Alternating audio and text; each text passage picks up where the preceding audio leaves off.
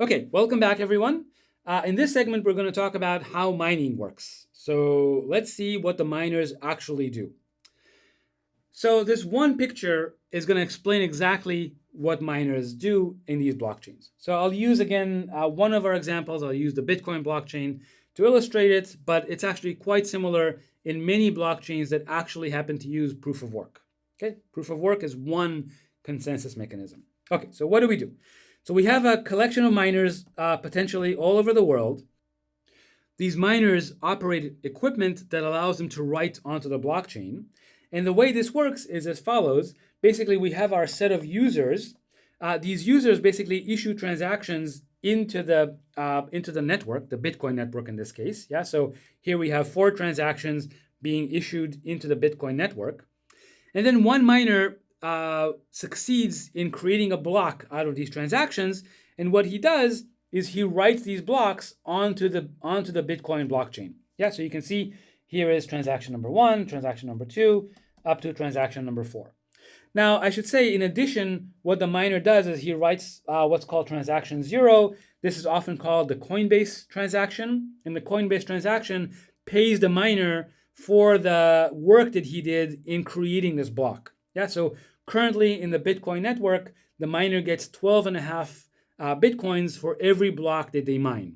Okay, so that's how miners operate. Yeah, they collect transactions from users, they make a block out of it, post it to the blockchain, and then they get paid for the work they did in creating this block. So then, in this time, maybe another miner creates the block. And again, this miner now is the one that receives the Coinbase, the 12.5 Bitcoin.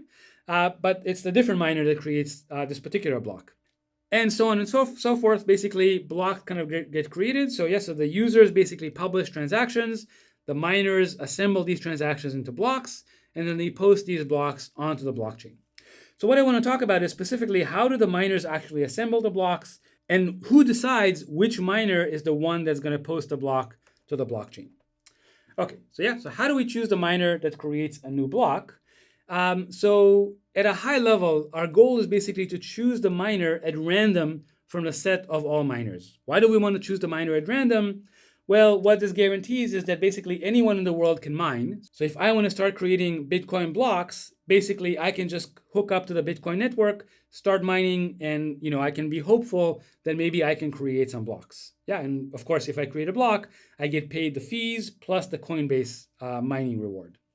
Now, the fact that anyone can mine is a way to ensure liveness, because if, for example, a collection of miners decide that they don't want to accept transactions from me, well, that's okay. I can go to another miner and ask that other miner to mine my transaction.